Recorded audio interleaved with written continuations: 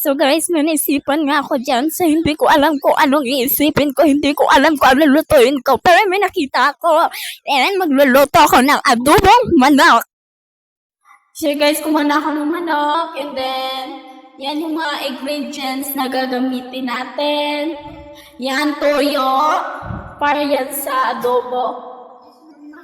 And then, suka. Na masarap na suka, parang mantika, 2.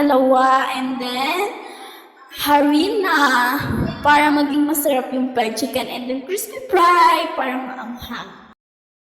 Nilagyan ko na yan ng mantika kasi mainit na yung kalahan natin. And then, patagalan natin yan guys. Yung mantika na parang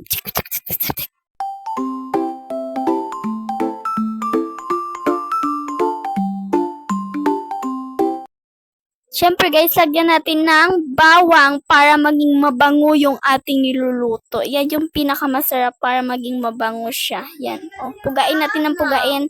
Pugain ng pugain hanggang mapuga yung puso ko. Ay, sorry.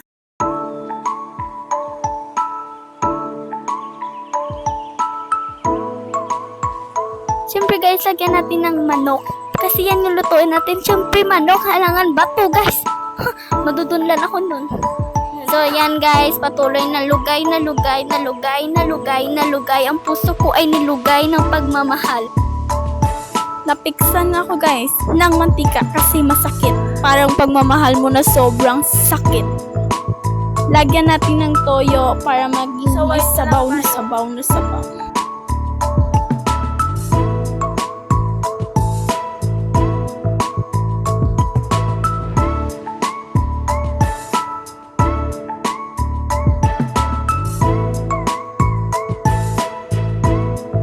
Bubuksan na natin yung crispy fry natin na gagamitin natin sa ating fried chicken. Yan o. Hindi ko pala alam guys na napakatapang ng crispy fry na yan. Sobrang spicy. Yung aking nose parang ewan ko na.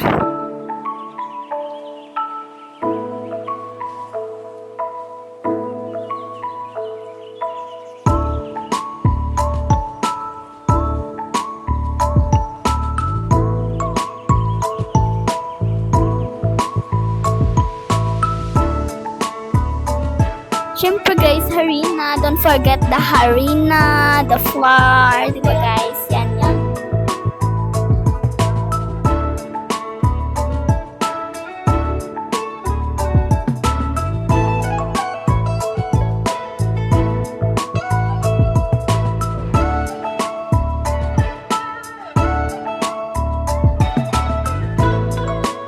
So yan, luto na yan. Sobrang patok. And then yan, yung ating fried chicken. Yan na natin sa kalahan. Sobrang init na yun guys. Sobrang sarap.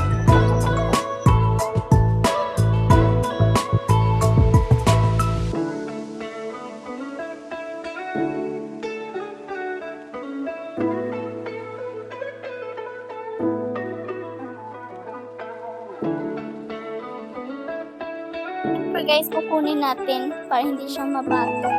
Yan o. Kumuha na ako ng kanin at kakain na ako niyan. Sobrang sarap guys, and fairness, sobrang sarap.